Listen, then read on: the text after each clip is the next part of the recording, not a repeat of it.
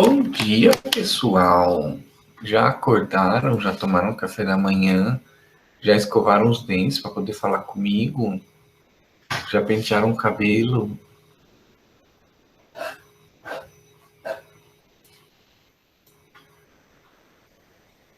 Bom dia, Thalita. Bom dia, Matheus. Bom dia, Lana Reis. Bom dia, Levi. Bom dia, Guilherme Aparecido Pereira. Ana Carolina, Seu Jorge. Quem mais? Matheus, Vinícius, Marcos, Lucas, João, Atos, Romanos, Coríntios. Não, mas, nossa, tô confundindo as coisas aqui. Bom, pessoal, bom dia. A gente vai estar iniciando a nossa aula hoje. Ontem eu fui tomar a vacina da gripe. Mas não a gripe mais famosa que tá no momento, né? A tendência que todo mundo quer usar, quer tomar, né? Fui tomar a da gripe mesmo, né? H1N1. Que tá difícil, né? A gente cai da gente tomar vacina, né? Já era pra ter tomado, porque eu sou um grupo de risco, né? Sou professor, represento uma ameaça à sociedade. Bom, vamos então falar do que é importante também. Coronavírus é importante, mas a gente estava na nossa última aula, né?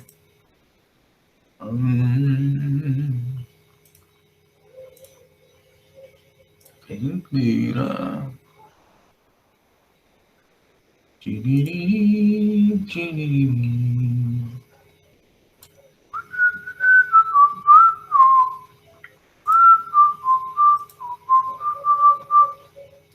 Gente, tendo alguma dúvida, só me chama. Eu vou estar com a apresentação aberta aqui, então eu não consigo às vezes ver o chat. Aí só me chama assim, mesmo que você não quiser falar, e eu leio o chat, assim, tá bom? Bom, na nossa aula passada, a gente estava discutindo, né? Fez uma pequena introdução sobre a questão da estrutura da Terra, né? A gente estudou as principais camadas, as diferenças de temperatura, né, as composições que cada camada possui, né,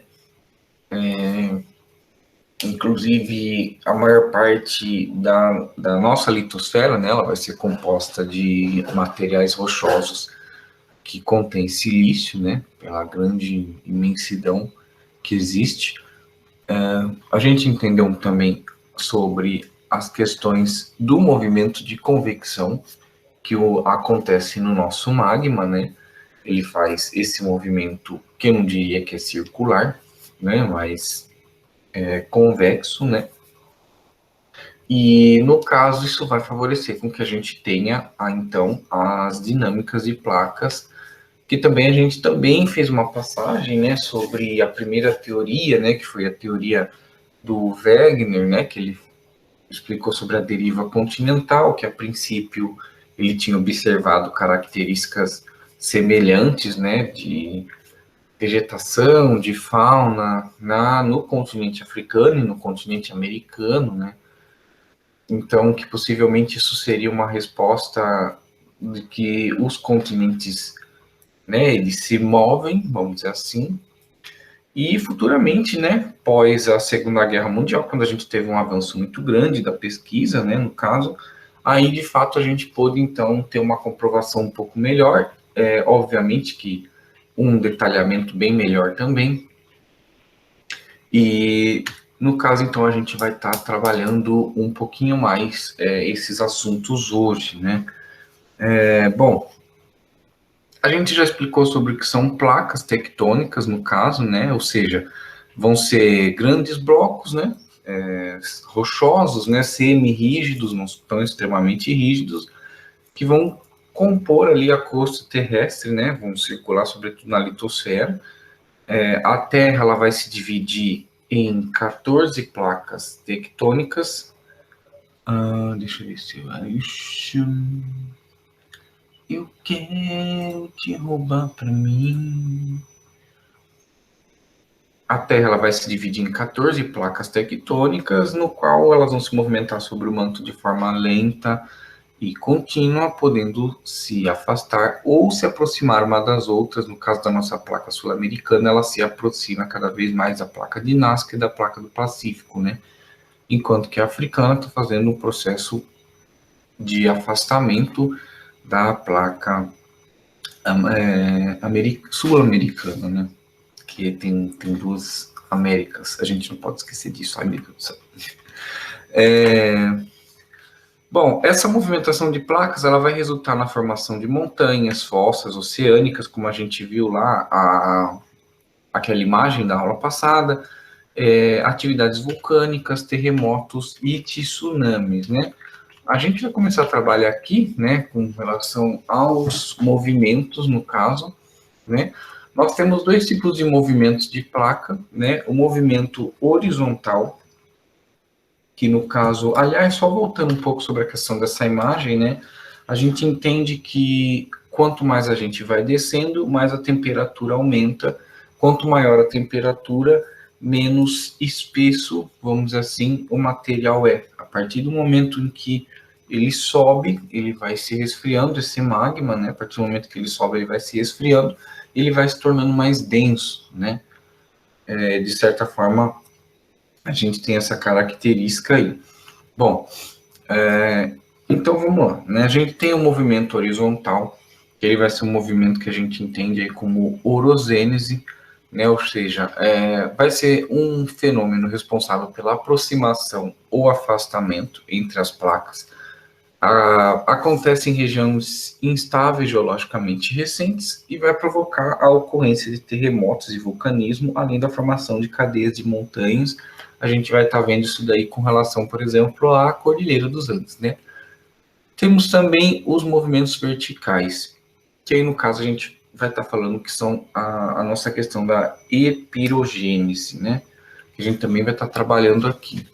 Bom, epirogênese associados à imigração ou imigração do magma do subsolo, que vai provocar o soerguimento ou a declinação do relevo. Vai ocorrer, na maioria, em áreas continentais, longe das placas tectônicas, regiões estáveis e de formação geológica recente. A gente tem um exemplo um pouco parecido quando a gente fala da questão de Poços de Caldas, né? Se vocês derem uma pesquisada sobre Poços de Caldas, vocês vão entender um pouco do que eu estou falando sobre esse exemplo, né? A gente pode também dar uma olhada. Bom, falando sobre a questão de movimentos horizontais, pessoal, né, que no caso nós temos a questão da orogênese, nós trabalhamos com 3 tipos de movimentos de placas, né? O nosso movimento convergente, que no caso ele seria a nossa colisão de placas, né? Ou seja, uma placa está incidindo sobre a outra, é um movimento bem tipo assim, pá, né? Só que, obviamente, que não é nessa questão, porque, como a gente trabalhou na aula passada, o movimento, o tempo geológico, ele não é não pode ser considerado na mesma escala cronológica que a gente faz para a vida humana, né? Até porque, para vocês terem uma ideia, essas placas elas se movimentam aí de 2 a 3 centímetros por ano, né? Dificilmente vai passar de 10 centímetros.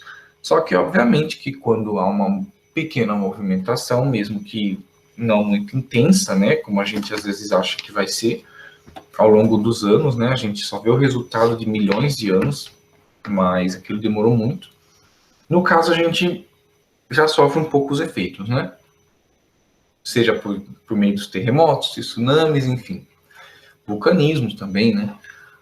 Bom, com relação à questão do movimento convergente, que é uma placa se chocando contra a outra, nós temos o movimento divergente, que no caso é uma placa se afastando uma da outra, né? Ou seja, vai ser um movimento de construtivo, ou seja, a gente vai ter a formação aí de cadeias montanhosas, e no caso a gente tem também os movimentos transvergentes, né? Que é um movimento apenas de conservativo, que seria uma placa, vamos dizer assim, né? Um termo mais atual, né?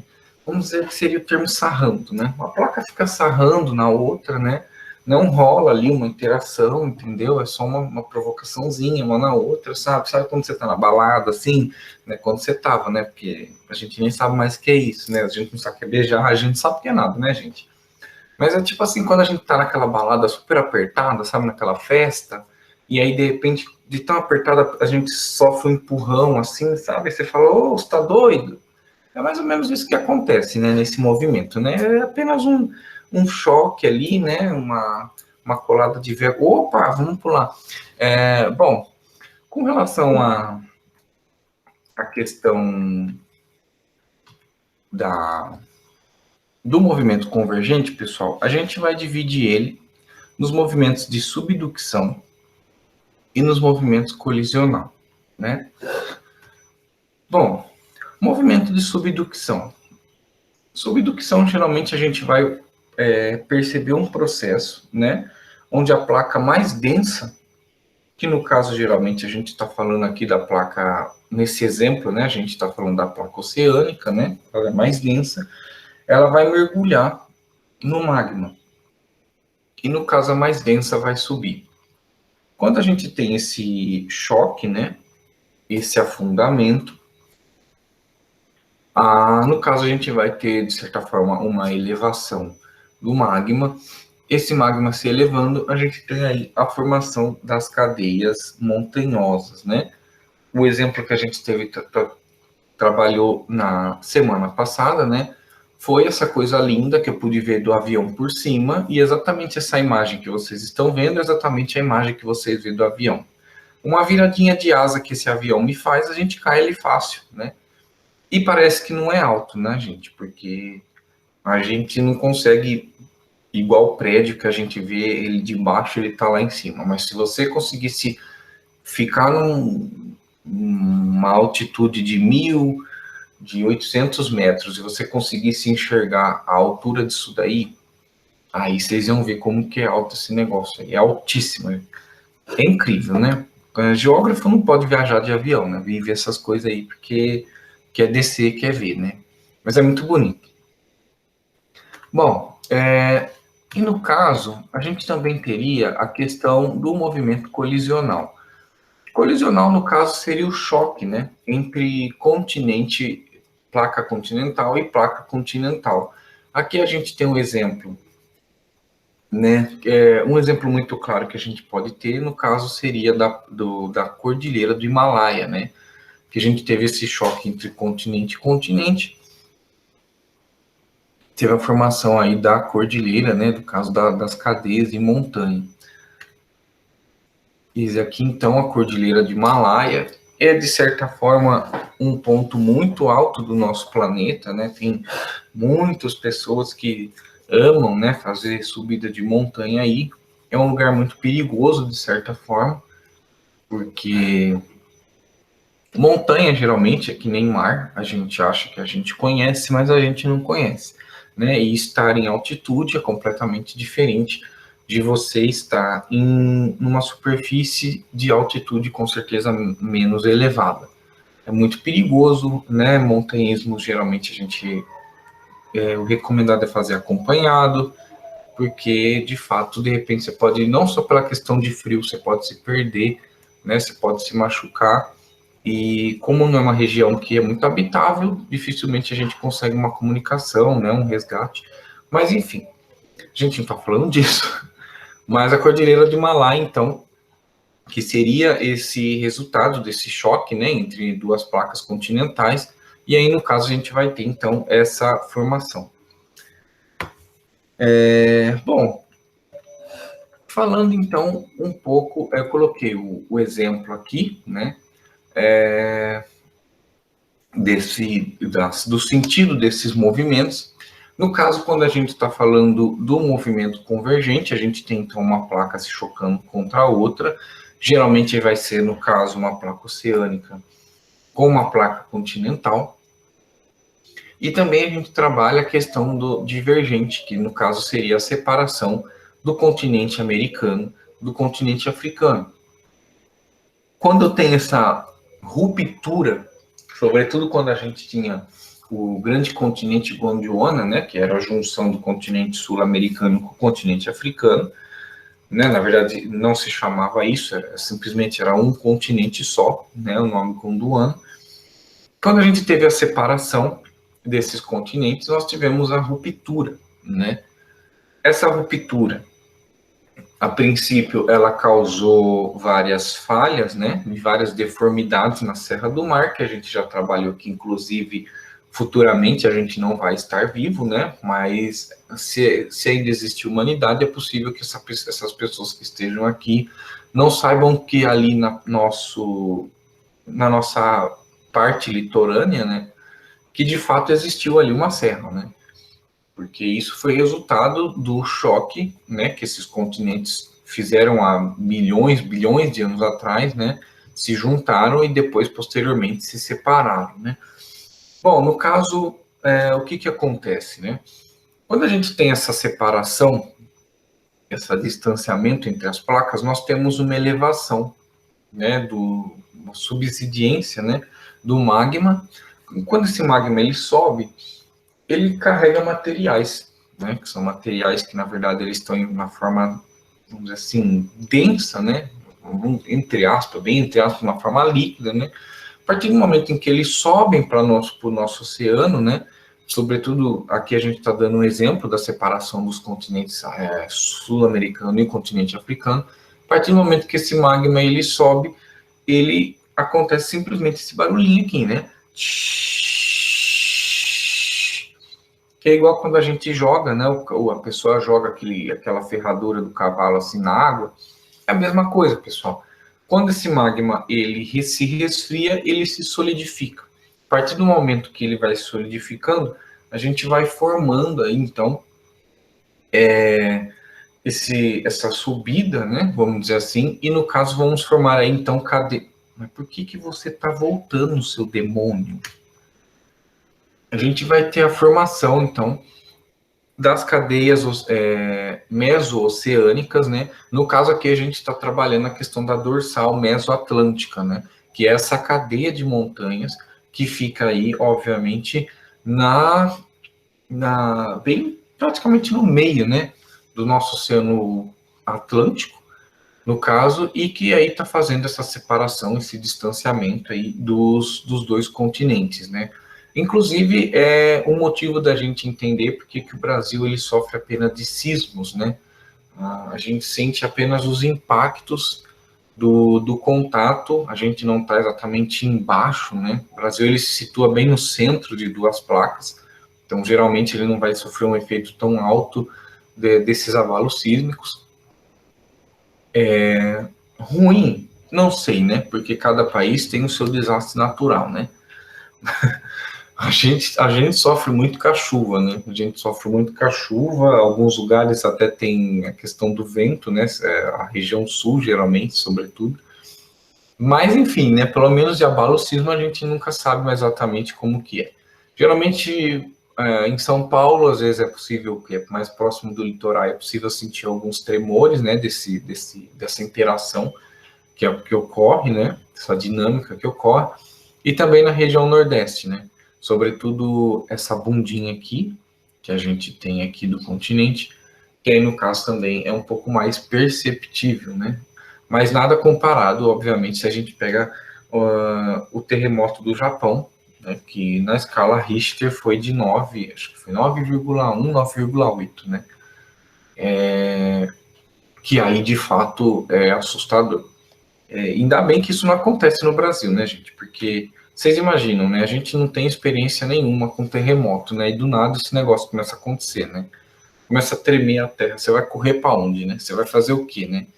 Na hora do desespero, a gente fica bem perdido, né? Bom, vamos lá. E os movimentos que agora a gente já está trabalhando, que é a questão do transvergentes, né? Movimentos transvergentes. Movimentos transvergentes, pessoal, é o seguinte, né? As placas elas vão se deslizar uma em relação às outras. No caso, elas vão provocar rachaduras nas regiões de contato entre essas placas. A gente está vendo um exemplo mais claro aí da falha de San Andreas. Gente, se tiver alguém copiando, me fala que eu espero um pouco, tá? Que às vezes eu vou pulando aqui, eu nem sei se vocês estão copiando. Bom, quando a gente tem esse contato aqui, pessoal, esse movimento, não necessariamente a gente vai ter a destruição nem a criação de placas, né? A gente vai ter, em alguns casos, na verdade, originar falhas, né? Como a falha de San Andreas, né? Não estou falando, óbvio, brincadeira comigo, né, seu demônio. Como, por exemplo, a falha de San Andreas, né? Que algumas pessoas devem com certeza ter lembrado daquele GTA lá, né? Inclusive, eu não sei se é possível, parece que existe essa falha no jogo, né? Não sei aonde, mas pesquisem, né? Para quem gosta de um exemplo prático, talvez encontre essa falha no jogo, né? Porque eu sei que o jogo mais antigo tinha, mas enfim.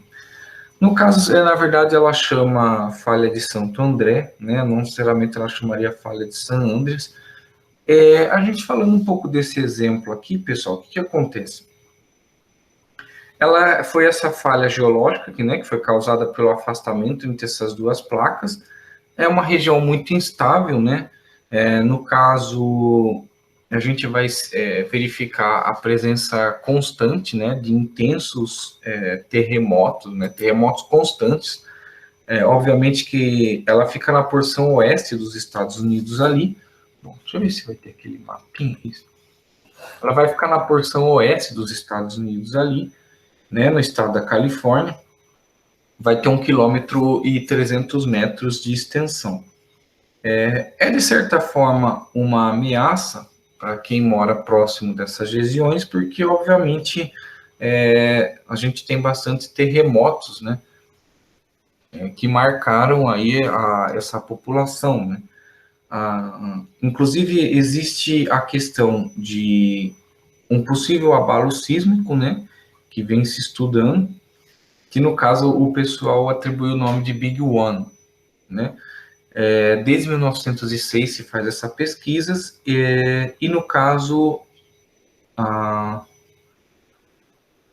partir desse momento, né, eles se temem isso porque nós tivemos um terremoto que no caso ele deixou a cidade de São Francisco em ruínas, né? Ou seja, então esse movimento ele é muito temido, né?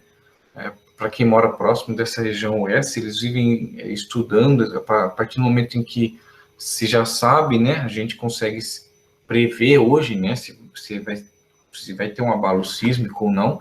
Obviamente que é aquilo que eu estava falando para vocês, com base na questão da interação, né, o tipo de frequência que os materiais eles emitem no centro da Terra. A gente não consegue ir até o centro da Terra, mas a gente consegue ter uma ideia com base na interação em termos de frequência, né? Vamos dizer assim, não o termo não é o certo, mas a radiação, né, a comunicação que cada material faz, né? Então, no caso, a gente consegue prever. A gente só não consegue saber o impacto que isso vai causar, né? Por isso que geralmente o pessoal, quando percebe isso, no caso do Japão, esses países assim já são um pouco mais, vamos dizer assim, já sabe lidar um pouco melhor. Em algumas regiões, no caso, de certa forma também a população ela se afasta, né? Quando se há uma previsão, se afasta, enfim. Bom, é uma região que vem sofrendo aí, né, uma grande instabilidade, porque o período de sossego, né, quanto maior o período de sossego, e justamente é o que vem acontecendo no momento, mais perigoso vai se tornar, né, porque no caso a zona ela é instável, né, a gente não está falando de uma coisa que simplesmente parou, e no caso ela vai acumulando cada vez mais energia, né, e num desses movimentos ela pode liberar essa energia de uma só vez. Esse no caso, essas placas elas nem se aproximam e elas nem se afastam, como a gente estava falando, ela vai simplesmente se deslocar tangencialmente. No caso, essa falha de San Andreas, ela é causada aí pela placa, do movimento da placa do Pacífico e da placa norte-americana, no caso, né? É bastante interessante Se vocês depois quiserem dar uma olhada melhor, tem documentário sobre isso, né? Vale bastante a pena, né? Sobretudo porque a gente não vivencia muito a questão de terremoto, também nem precisa, né? No caso. Bom, vamos lá. A gente vai falar um pouquinho sobre o Brasil, né? O Brasil, no caso, ele se situa no centro, né, da placa sul-americana. Essa placa sul-americana, ela vai ter 46,43, 43,6 milhões de quilômetros, né, quadrados, e vai ter 200 quilômetros de espessura, né. No caso, ela se move para oeste, ou seja, ela se afasta da dorsal mesoatlântica, que a gente observou aqui, e daí, no caso, ela vai se aproximando das placas de Nazca e do Pacífico, né? Como a gente estava falando anteriormente. Pelo Brasil estar localizado no centro dessa placa, a gente não vai ter a presença de grandes abalos sísmicos, né? A gente vai sofrer apenas uns sismos próximos aqui, né? Em relação à questão do desgaste dessas placas aqui.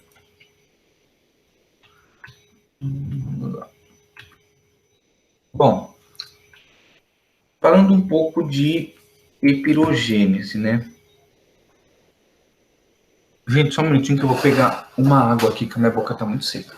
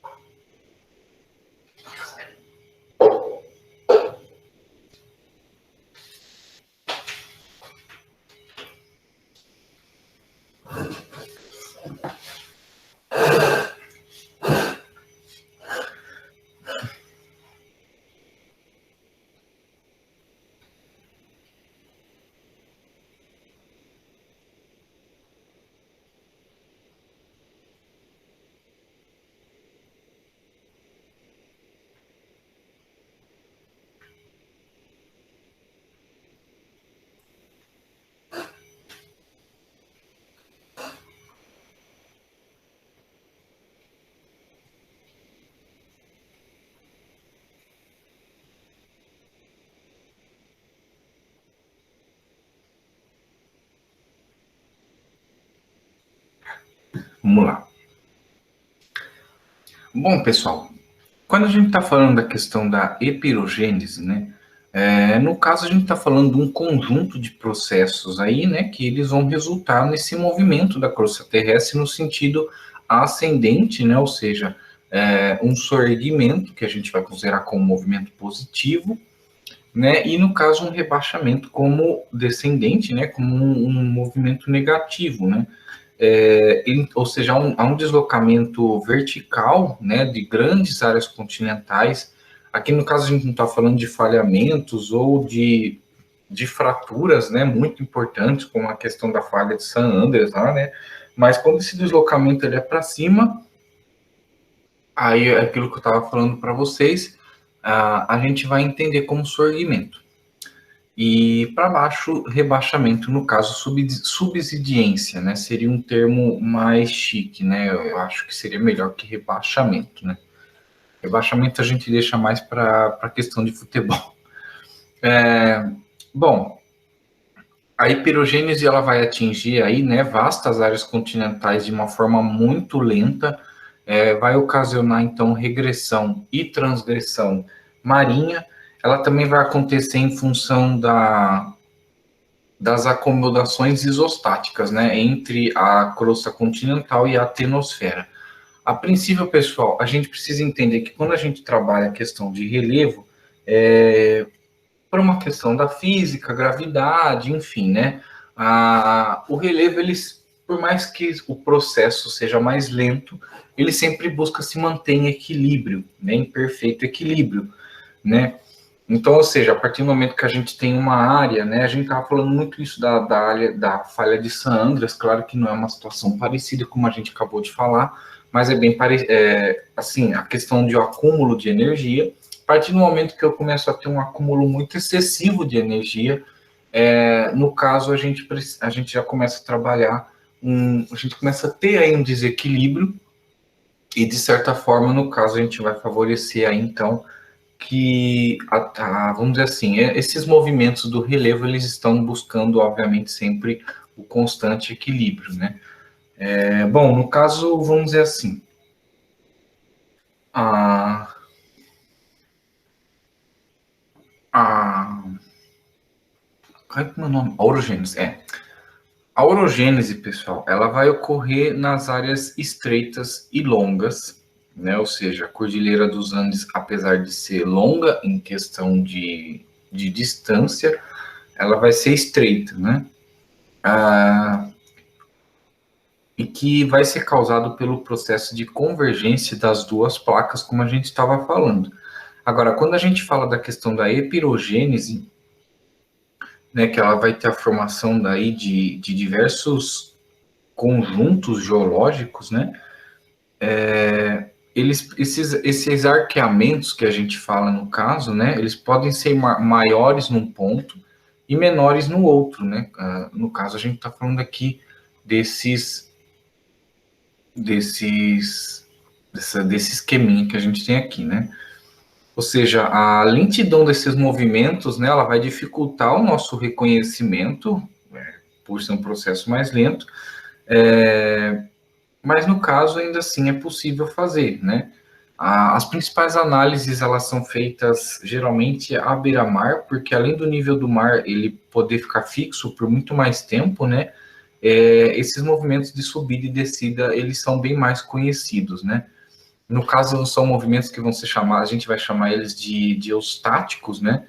E no caso, eles são de dois tipos, né? De transgressão, que é quando o nosso nível do mar ele vai se elevar sobre os litorais, ele vai invadir os continentes, e de regressão, quando o nível das águas ele baixa sobre uma plataforma litorânea fixa, né?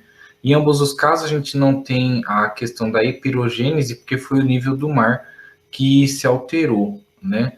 Bom, um exemplo um pouco claro desse movimento de regressão é quando a gente observa o processo das falésias, né?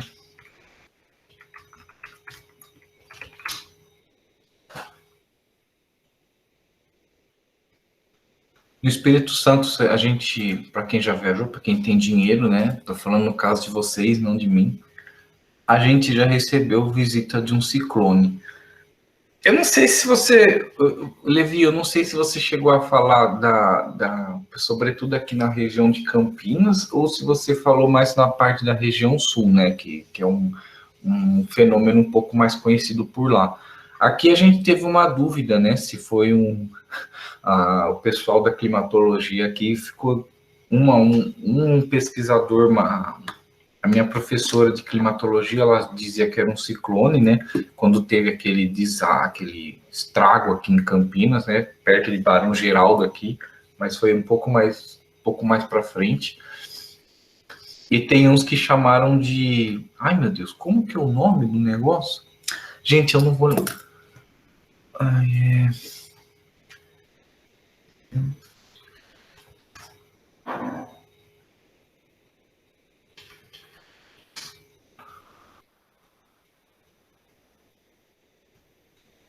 gente, eu não vou lembrar o nome.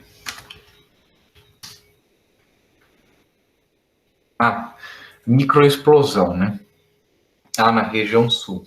É porque aqui em Campinas, eu acho que foi em 2002, acabei de passar na reportagem aqui, mas eu acho que foi em 2016, se eu não me engano, que a gente teve um fenômeno que eu considero que foi mais uma microexplosão, né? Mas tem gente que fala que foi no caso, um ciclone, né?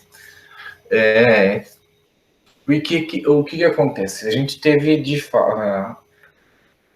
uma queda de vento, essa eu acho que é uma explicação um pouco mais plausível para essa região, né? Mas a gente teve uma camada de vento muito forte, que ela desce de uma vez só e ela se expande, né? E ela se espalha, né?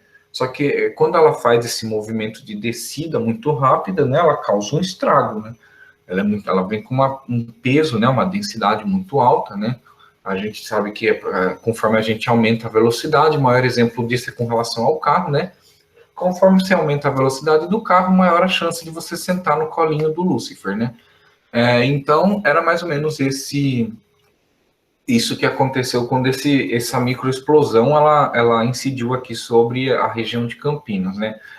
Obviamente que, assim, né, eu não sou a favor de ninguém ter prejuízo, né, de ninguém morreu, só simplesmente teve muito prejuízo, mas geralmente esse prejuízo ele aconteceu mais em condomínio de luxo, né, então, vamos dizer assim, né, são pessoas que tiveram prejuízo aí, mas em menos de 2 dias a casa estava do jeito que estava anteriormente, né. Que bom, né, gente? Porque imagina que está na casa do pobre, mas pelo amor de Deus, eu não sou a favor dos outros ter desgraça, não. Dá uma pesquisada depois que vocês vão ter uma ideia. Bom, quando a gente está falando da questão da regressão, né, da água do mar, né, a gente tem a formação aí das falésias, né, não sei necessariamente que falésia seria essa daqui, tá com cara de ser da região sul. A gente tem as falésias da região do Alagoas aqui. Esse daqui, pessoal, por incrível que pareça, né, uma coisa para vocês saberem que é o seguinte, né? Como é que a gente faz para descobrir, né, se uma falésia, se ela é um processo que ela já deixou, né, de certa forma, de acontecer, ou que ela ainda acontece, né? Ou seja, como é que a gente sabe, como é que a gente vai conseguir perceber se a gente ainda tem um processo, né, de retraimento, né, do nosso relevo ou não? A vegetação ela é uma explicação bem, vamos dizer assim, bem mais fácil de se perceber, né? Ou seja, geralmente a gente costuma dizer, eu estou tentando achar alguma imagem parecida, né? Geralmente o Brasil ele vai ter bem mais esse processo claro, né? Mas uma coisa que a gente pode perceber é o seguinte: a gente vai entender que uma falésia ela vai ser entendida como uma falésia morta, vamos dizer assim, né? Ou seja, processo ali de conflito, né? Todo momento com esse paredão ele ainda ocorre quando a gente tem quando a gente tem a ausência de vegetação, né? A ausência de vegetação, de certa forma, ela é uma explicação para que a gente entenda que ainda esse processo, né? Ele ainda está ocorrendo, a gente ainda não teve um recuo necessariamente. Pode ser que se permaneça assim, mas a princípio, conforme a gente é bem aquele ditado, né? Uma forma bem porca de se explicar essas coisas, mas é aquela coisa, né? Água mole em pedra dura, tanto bate até que fura, né? E de fato é o que a gente se percebe aqui. A partir do momento que a gente tem a vegetação, uma vegetação que ela fica bem próxima das falésias, né? Aqui eu estou falando da questão da base e não do topo, como a gente percebe aqui nessa imagem. Isso é um sinal de que talvez esses processos, de certa forma, eles estão, no caso, já houve um bom recuo, né?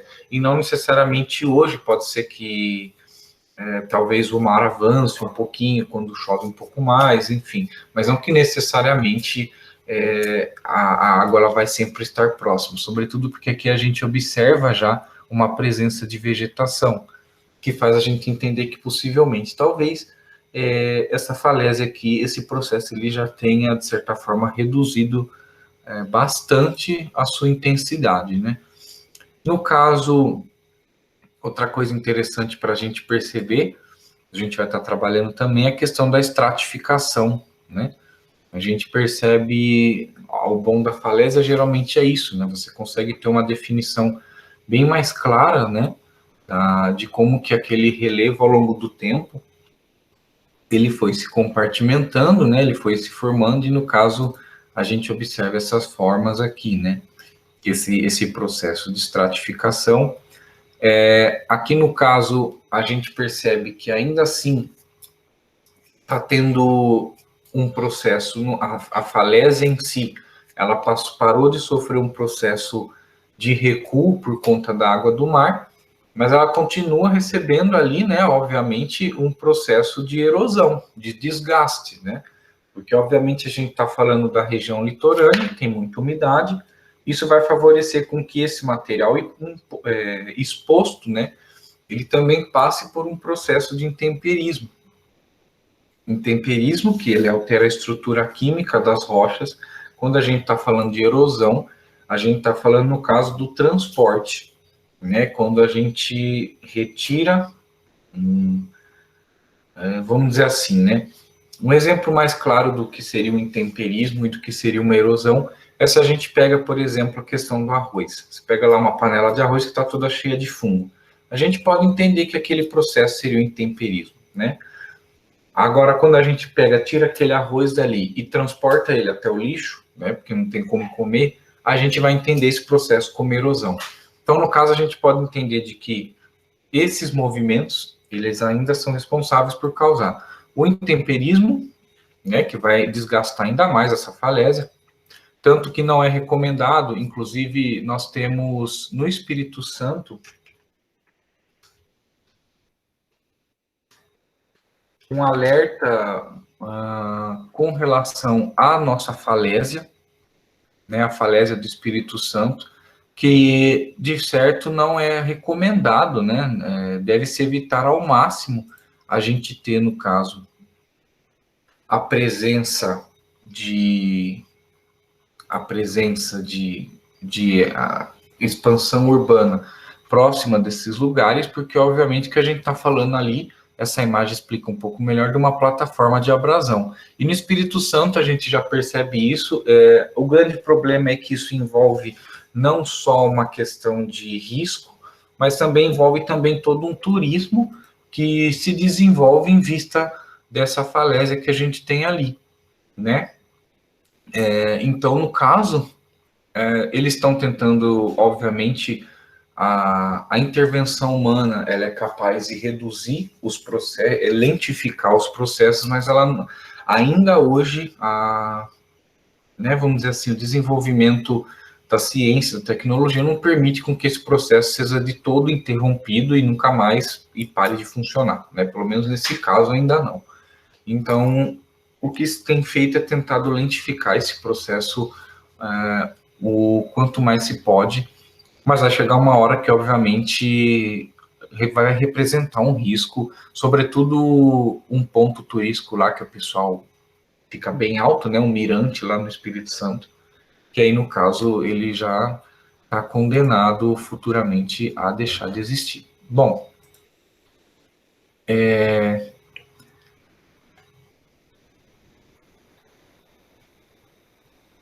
deixa eu ver se eu acho.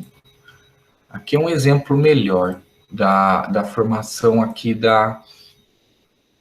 Não, não é aqui não, você é louca? Oh, meu Deus, eu tô aonde? Ih, bonita, vem aqui, nenê. Isso, que gracinha. Bom, esse aqui é um exemplo um pouco mais claro do que eu estava falando para vocês sobre a questão da formação da cadeia da dorsal mesoatlântica, né? Aqui no caso a gente vai ter a nossa querida placa de Nazca. É muito interessante como a gente observa, pessoal, o continente. Como seria a Terra sem oceano, né? Vocês conseguiriam ter uma clareza um pouco melhor, né? Tem um vídeo que eu consigo, de repente, passar na próxima aula para vocês, que ele é bem... Ele começa a explicar as coisas, né? Mas tem várias animaçõezinhas, né? Que a gente conseguiria ter uma noção melhor de como que seria isso. Mas, enfim, nós temos dois tipos de epirogênese, né?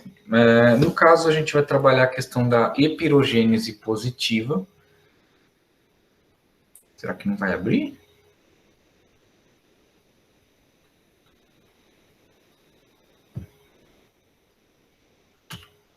Será que não vai abrir? Será que a minha internet caiu?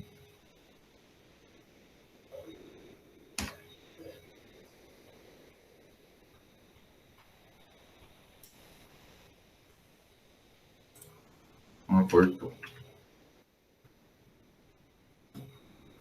Bom, pessoal,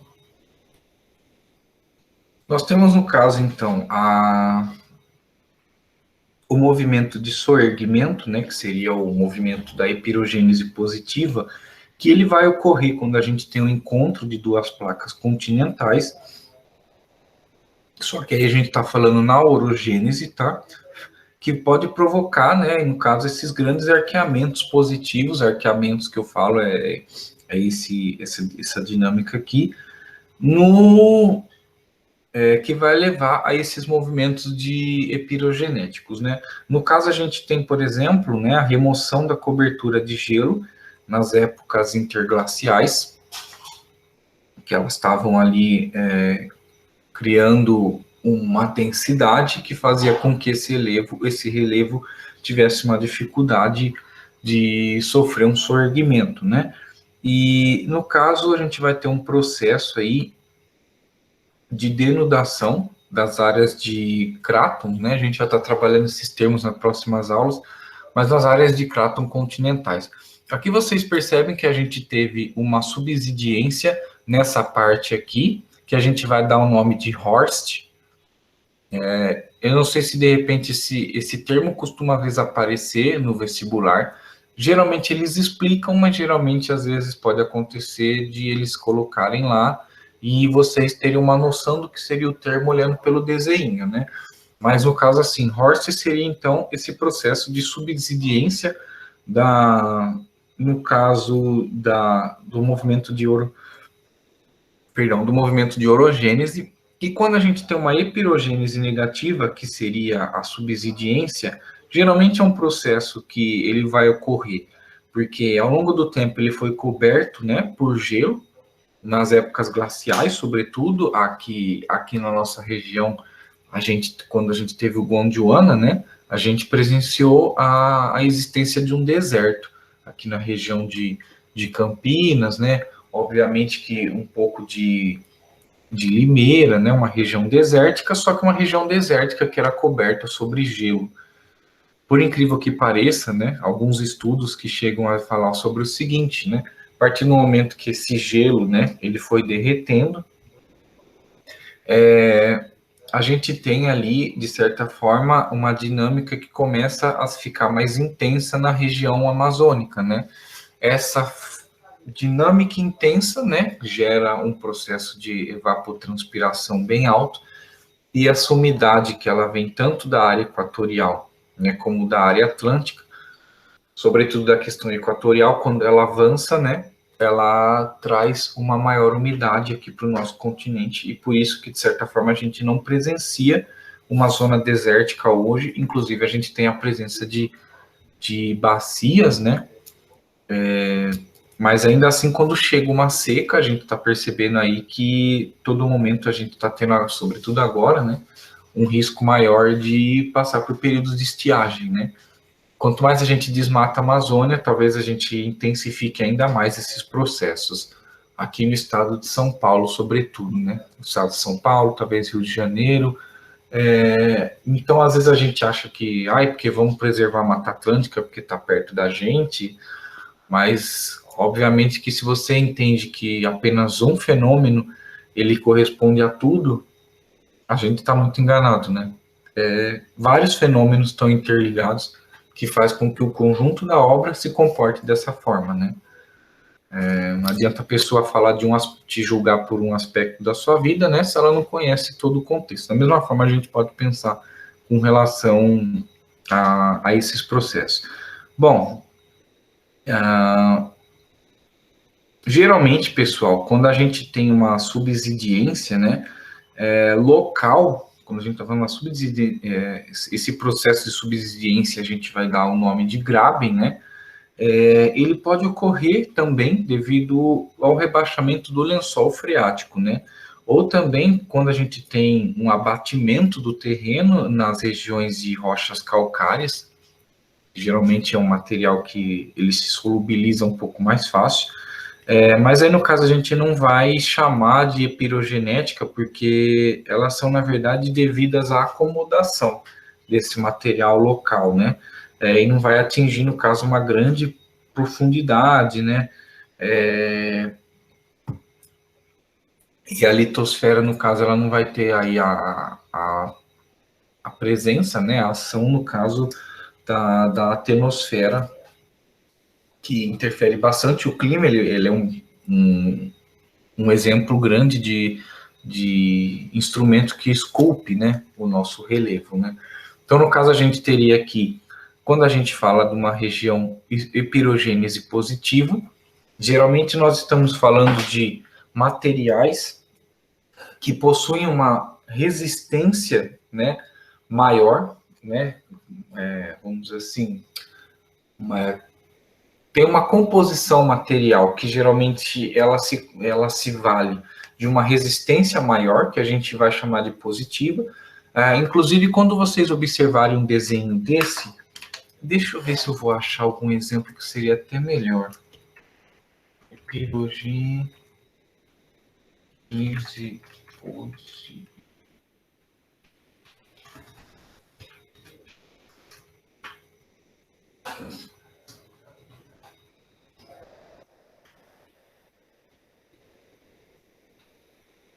Ai, tinha um desenho tão bom aqui.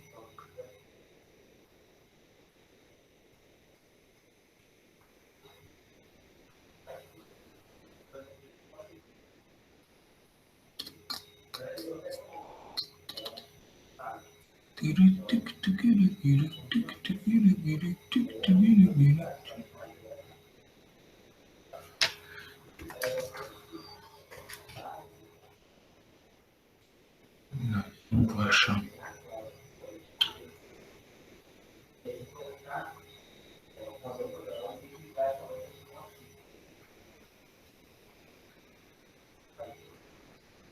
Bom, eu vou fazer para vocês. Pessoal, geralmente no vestibular a gente tem o costume de encontrar umas imagens, mais ou menos uma figurinha, né? Um esboço. Se eu achar o Painting aqui, eu acho bom, né?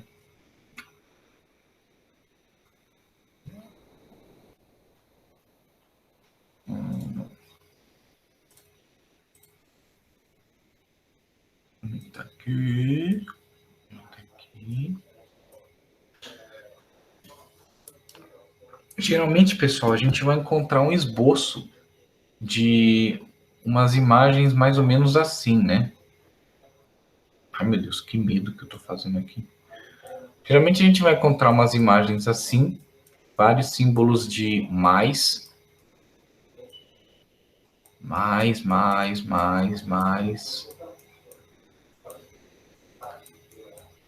Nossa, isso daqui tá mais que uma cruz. E de repente a gente vai encontrar lugares que a gente vai ter o símbolo de menos. Da mesma forma que às vezes vocês vão encontrar regiões.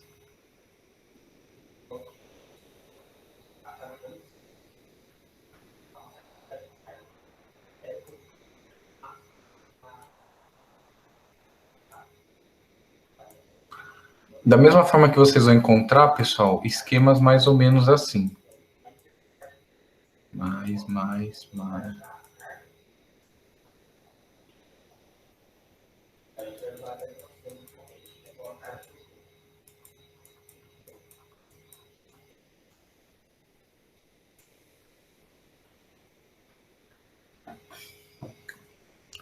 que que acontece?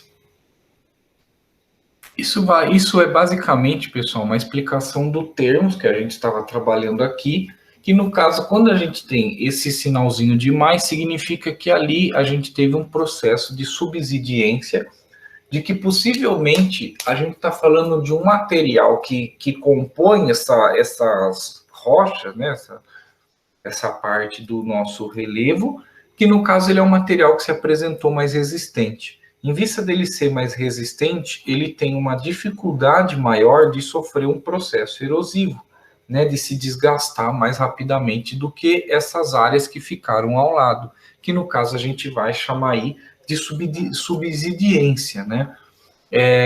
Da mesma forma que a gente observa, no caso, esse esquema aqui, onde a gente tem um processo inverso, né?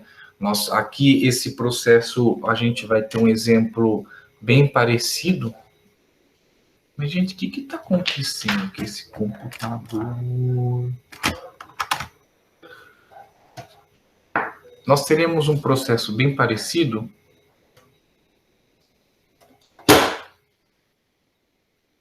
Ai, eu quero te matar, seu mouse do inferno.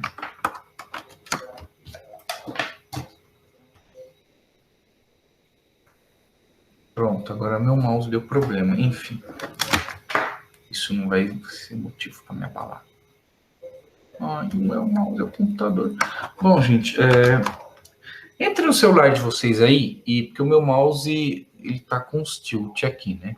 Mas se vocês entrarem no celular de vocês, vocês pesquisarem Chapada Diamantina, esse segundo esquema que a gente está trabalhando aqui, ele vai ser bem mais claro para vocês conseguirem entender o que eu estou querendo dizer, né? Ou seja, nós temos aí grandes áreas que possivelmente, pessoal, a gente vai entender essa parte aqui do meio, quando aqui a gente está falando mais uma questão que às vezes é local, né?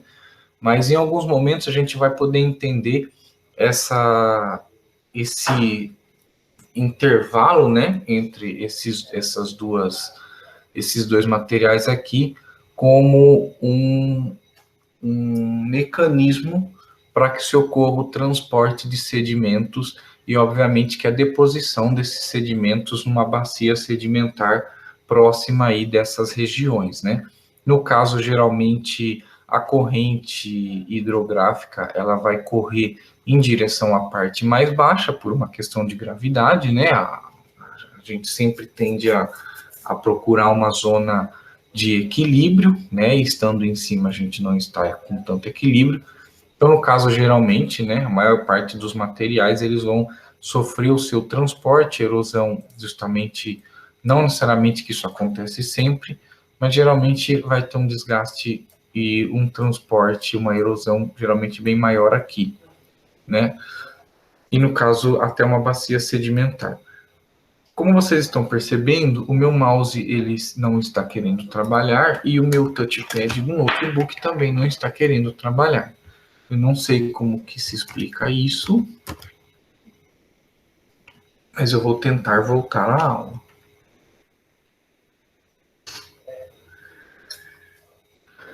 Nós temos só 6 minutos, eu vou ver se eu consigo trabalhar só mais alguma coisinha rápida com vocês, nada muito extenso, né? Porque a aula da outra professora já está chegando. Meu Deus do céu, quando eu...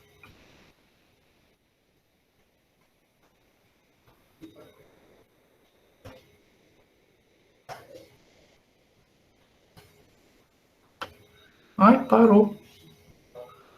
É a idade mesmo. É a idade mesmo. Bom, então assim,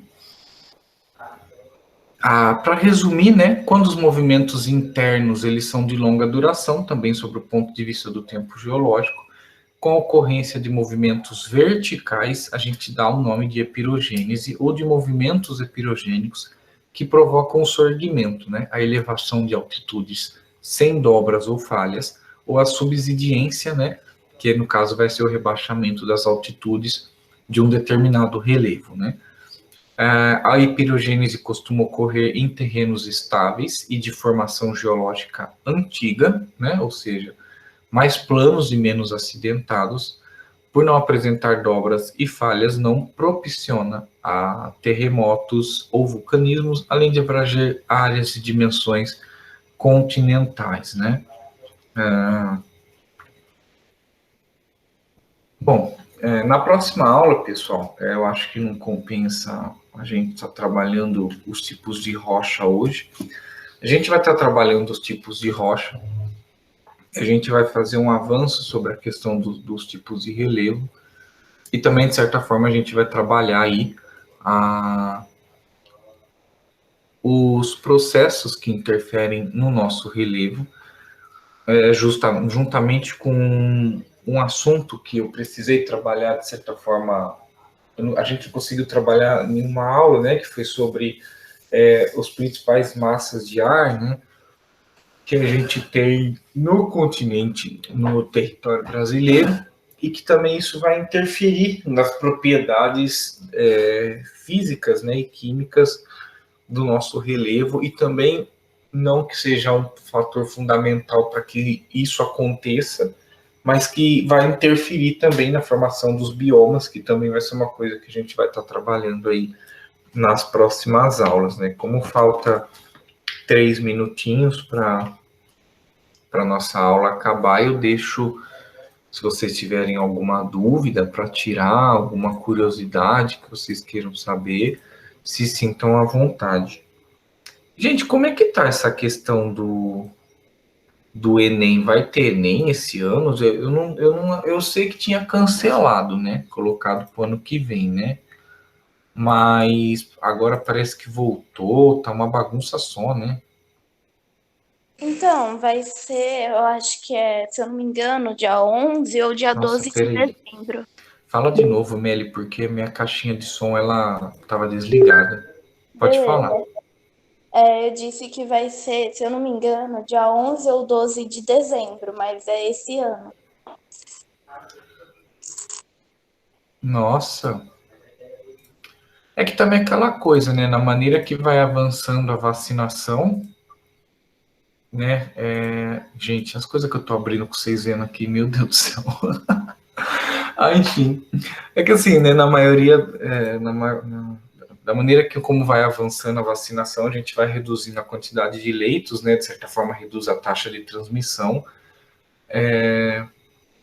Existe a possibilidade maior de se ter uma certeza maior do que se vai acontecer ou não, né? Eu acho, de certa forma, um pouco ruim para vocês, porque a gente vive um momento de muitas incertezas, né? A gente, às vezes você mora com o pai e com a mãe, né? Você tem um pouco menos de preocupação, porque se a casa é do pai e com a mãe, né? A gente pensa assim, bom, se der qualquer coisa, né? Pelo menos casa a gente tem, né? Passa fome, mas mora dentro de casa, né? Mas às vezes a pessoa mora sozinha, ou tem várias questões que às vezes a gente percebe, né? Aqui não chega a falar nada, viu, gente? Nesse site aqui.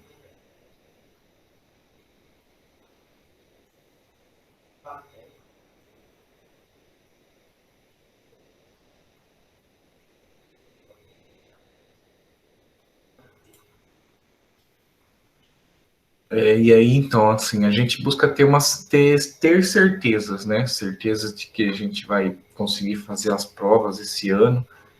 E, e de certa forma, isso é muito ruim, né? Ficar essa indecisão de uma hora vai fazer, outra hora não vai fazer, porque também não tem como a gente prever, né? Tá todo mundo se vacinando, mas se de repente acontece uma quarta onda, né?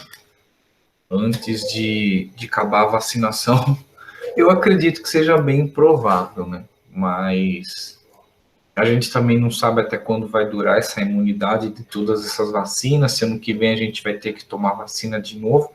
Acho que a situação vai ser bem mais tranquila. Não vou dizer que talvez da mesma forma que acontece com a vacina da H1N1, né? Mas talvez seja um pouco mais tranquila, porque a gente vai ter a vacina da Butanvac, né? Já vai ter de certa forma, um estoque, né? Pode falar. Então, professor, eu não sei se você viu, mas esse ano, desde 2007, foi o ano com menos inscrição do Enem, teve só É, 4 milhões. é. E, assim, não sei, você acha que isso vai afetar, tipo, negativamente ou positivamente, no caso das notas? Então, do que eu tenho de experiência, geralmente é assim. A princípio, né? A prova ela vai ter, tipo assim, a mesma dificuldade que ela costuma ter, né? Porém, a facilidade para vocês entrarem em um curso seria maior, né? Disputar uma vaga no SISU, claro, 4 milhões de pessoas é gente. A gente tem que considerar que nesse meio aí tem gente estudando igual vocês, né? Diferente de mim que não estudo, mas assim, tem gente ali que está estudando, tal, a gente não pode pensar isso. Eu vejo que é uma vergonha, às vezes, né, com relação à realidade que é o Brasil, né? Pensar que muita gente que desistiu de fazer a prova, né, são pessoas que nessa pandemia às vezes tiveram que cortar a internet, porque eu cortava a internet, eu comprava comida.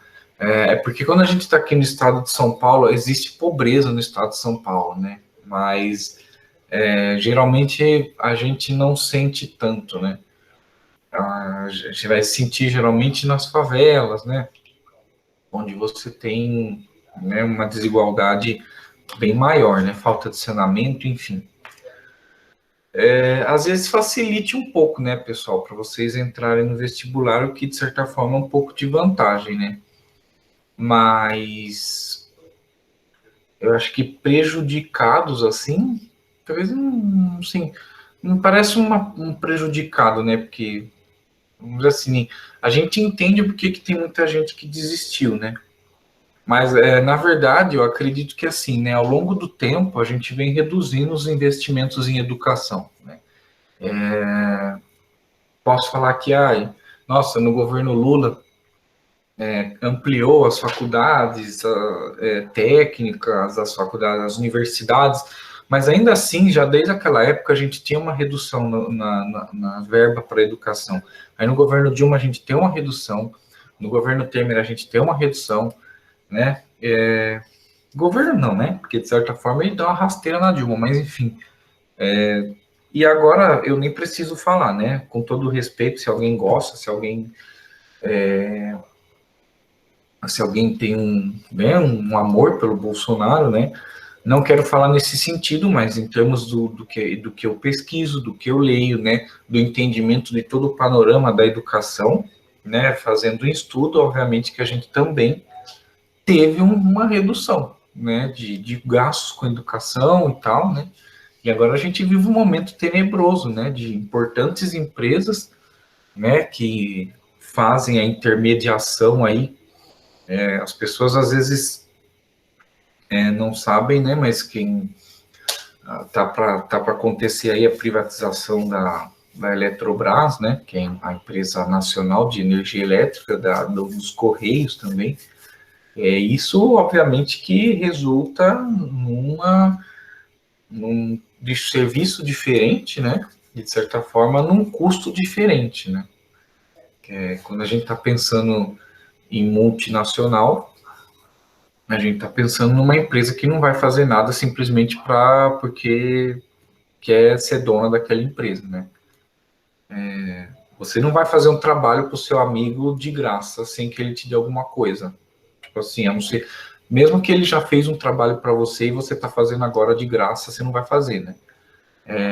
Quando a gente pensa numa empresa privada controlando algo que é para o público, a gente tem que pensar que essa empresa ela não está fazendo isso sem ela ter um retorno financeiro, né?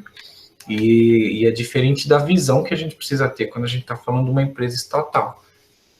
Mas, enfim, a gente está tendo isso é resultado de um histórico de redução em investimentos em educação, e cada vez mais as pessoas elas se veem refém, né, do mercado de trabalho, em vista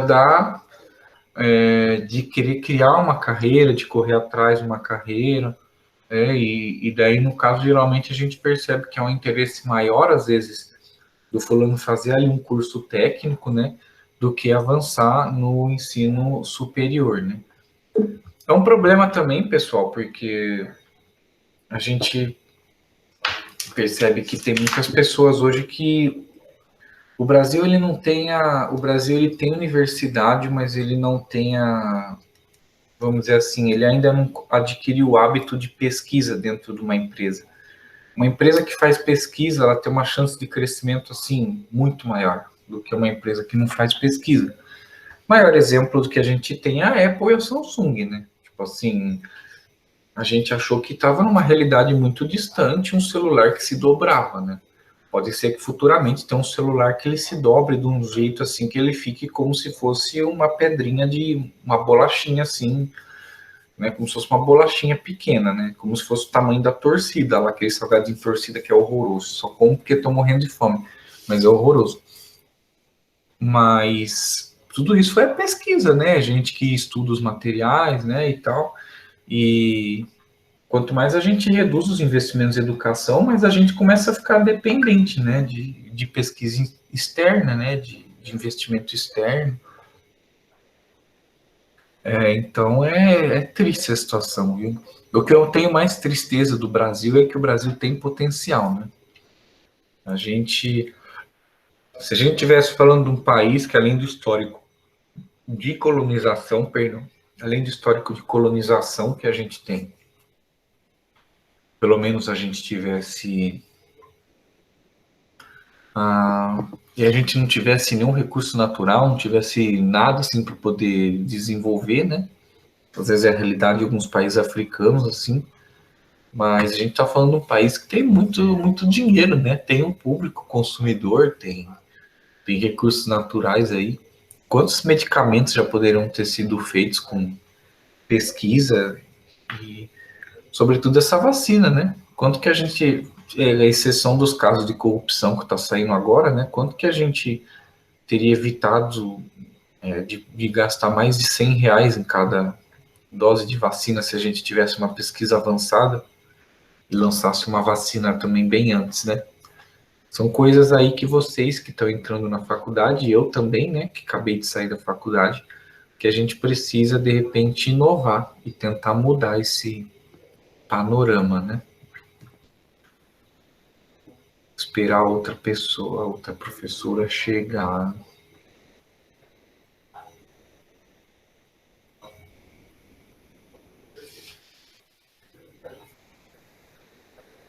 Eu estava vendo que a área de tecnologia, né, parece que tem bastante vaga, mas não tem profissional capacitado, né? Gente, o futuro é aplicativo. Eu penso isso. O futuro para mim é aplicativo. Pessoa que, eu vou fazer educação, faz educação e pensa e já vai pensando em trabalhar um pouco com a área de tecnologia de informação, que seja elaborando conteúdo digital, né? Eu vou fazer, sei lá, engenharia também, já vai pensando, né? Porque futuro é isso, né?